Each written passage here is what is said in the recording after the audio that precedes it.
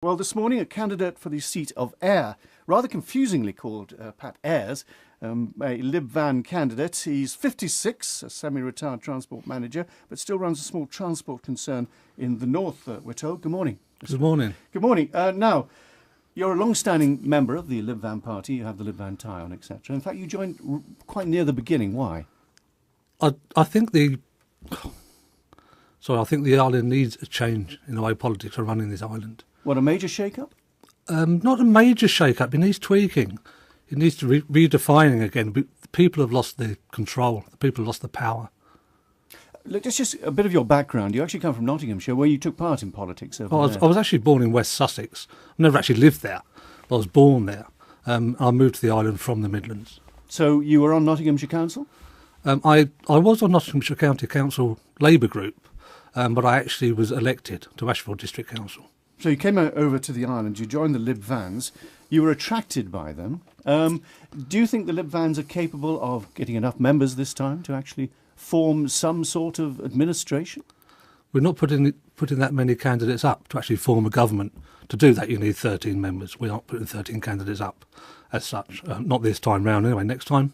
So is it designed, the Lib Vans designed to be an opposition party, in effect, a sort of thorn in the government side? Not at all. We're designed to be a government. We are a thorn in the government side at the moment because we are bringing them to account. We are asking the questions that need to be asked. You're up against a sitting minister, of course. I am. Up in Ayre. Is that deliberate? I mean, are they being targeted? I asked this of Peter Carron yesterday. He said no, but it does seem that ministers are having opposition from Lib Vans so far. Well, it's obviously not true because I declared myself before Eddie Tear did. Well, it's fairly obvious he was going to stand again, though. I mean, it was predictable he was going to. Not according to the papers, not according to him. He was waiting to see how things worked out. Right. You think you can do a better job than Eddie Tear? I'm sure I can do a better job than Eddie Tear, with the support of my colleagues within the party. So what's he done? What's he done that has excited your ire? Nothing that Eddie's done has excited me. Eddie's a nice guy. I've met him. I've got no problem with Eddie at all. But I don't think he's a natural politician. And you believe you are a natural politician who can get a message over to people? I think so, yes. So what are the issues you will take to the people on the doorsteps? The local issues up in Ayre, the planning, are agriculture, our meat production, and the loss of the meat plant, or possible loss of the meat plant. National issues, of course, are the economy. I'd like to see the tourist industry, reinvestment in the tourist industry. I'd like to see an advert in a paper occasionally saying, come to the Isle of Man. I've never seen one. And that's ridiculous as far as I'm on concerned. the island or off the island? Do you think off the island? Anywhere. Well, I believe they do have them off the island. You see them in supplements occasionally. In supplements, maybe, but not in the main paper, where everybody else advertises. Let me just hone in on one issue up in the north, and that's surgery facilities. What is your view on that? The new surgery in Derby? Yeah. It's good for the people of Derby.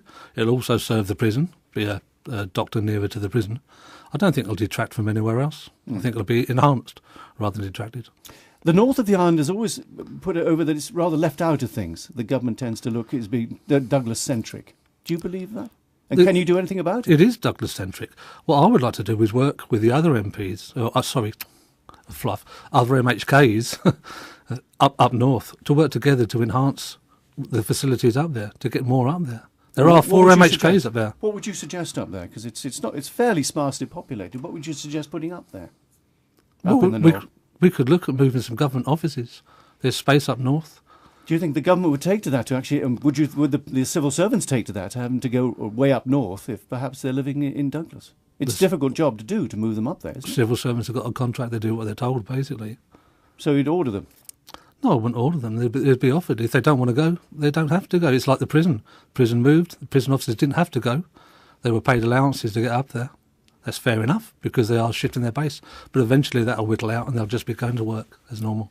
Obviously you've had experience as a councillor. The Lib Vans, if they get quite a few members, etc., presumably they'll have some sort of whip saying that on certain issues they vote one way, because that's what the way the group votes. Would you go along with that? Or would you say, I will vote the way my conscience tells me or my constituency tells me? We're a party. We have regular meetings, 3 meetings on the island, north, south and central, and the members make the policies.